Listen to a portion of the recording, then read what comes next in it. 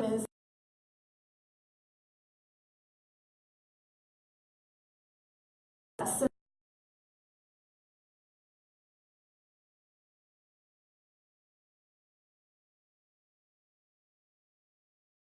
we've invited them to share a little bit more about how they're doing that and how they're part of that important team. So, Rachel, can you start by telling us about the center? Sure. So the Children's Mental Health Resource Center is a free resource that is available to anyone from across the state. And our main goal is to connect families with the resources that they need to get their child's mental health care. One thing we didn't mention, if you have questions along the way, drop them in the comments below and we'll make sure we can get them answered live while we're on air. Robin, your role here is a family navigator. Can you tell us what that means and also why you have chosen to be a family navigator? Sure. Yeah, so what a family navigator does is get families connected to the resources that they may feel like they need in the community for whatever struggles their child or family may be having.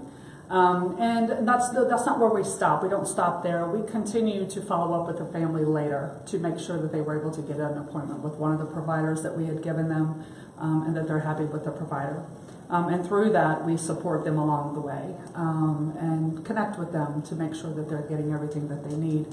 And the reason why I do this is because I, too, have struggled going through the mental health system with my son, trying to find the proper help for him. And so I know that feeling of loss and uncertainty, fear, alone. And so it's not a place that feels very good as a mom. And so I think it's important to help families through that process. It's a passion of mine. Wonderful. Rachel, what are some of the most common reasons parents and families seek out the Children's Mental Health Resource Center?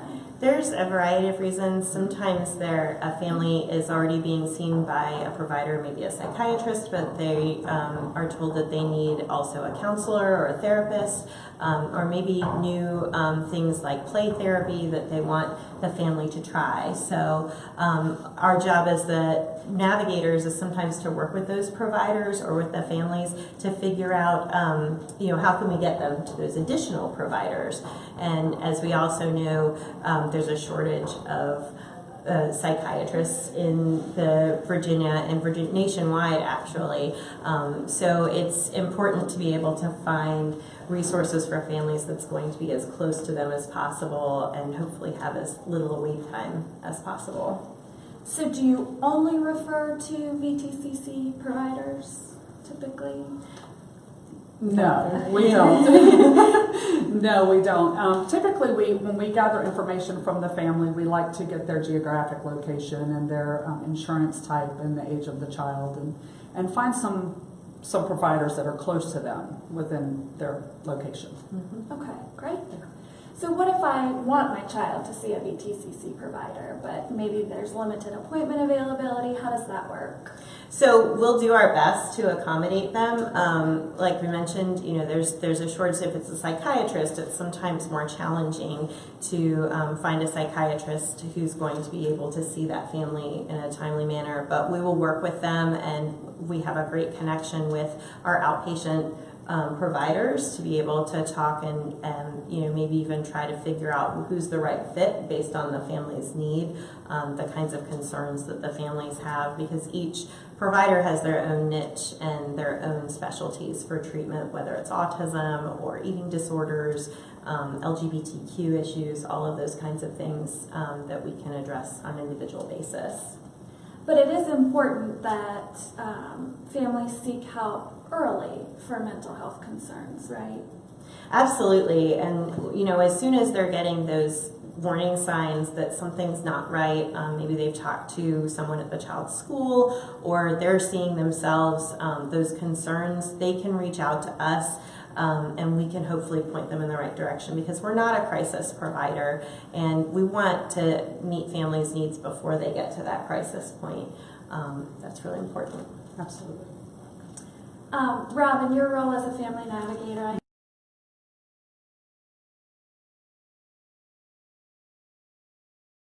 can you talk a little bit about one of those success stories?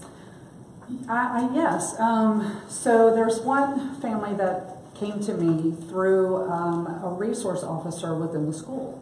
And so the resource officer contacted me and shared with me a little bit about what Grandma was going through. Grandma was raising her grandson.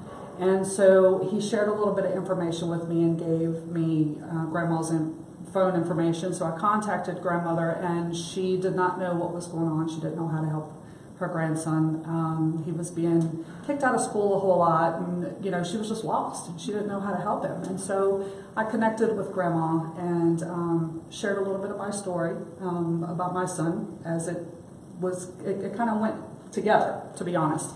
And so what I did was gave her some resources for evaluations, some help for the school to help him with changing schools, actually, is what he needed, and the outcome was beautiful. The child ended up at a different school, receiving the help that he needed, and everyone is healthier. And included in all that, the family themselves ended up receiving help as well, because they had to understand what was happening with their grandchild. So it's a family affair. That's right. Yes, it's never just the individual, right, as we like to think. I think it affects the whole family, and sometimes the whole family needs to receive that help. Mm-hmm. Yeah. Thank you. Absolutely. Rachel, Robin shared a little bit about why she became a family navigator. What made you decide to work at the Resource Center?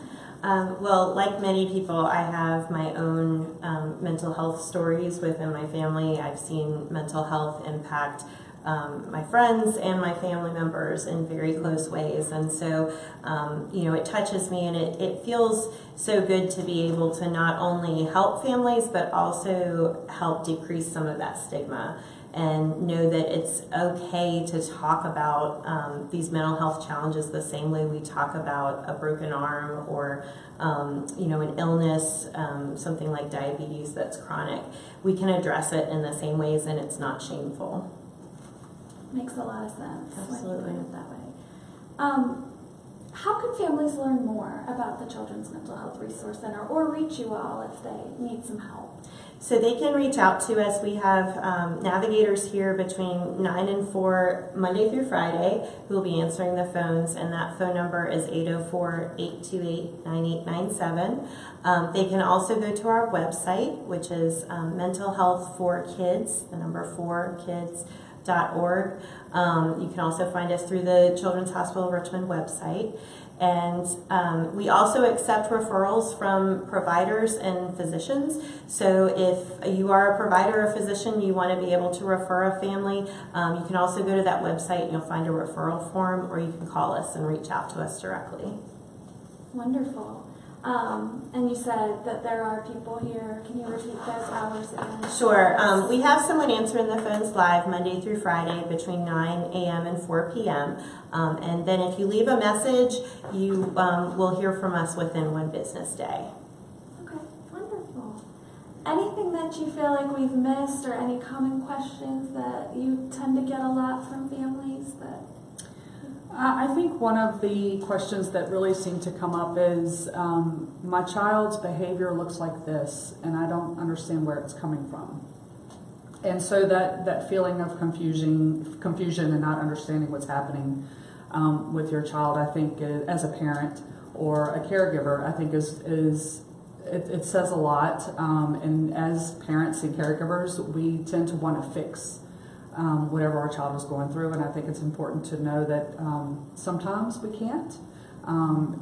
It may not be fixable, but it can be manageable.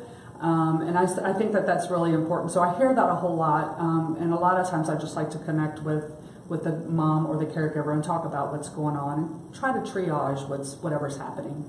I'm not a clinician. None of us here are. At the Children's Mental Health Resource Center, we're not clinicians and we're not therapists, so we just connect as a support person to kind of help them see what's happening and then get them connected to the resources that they need.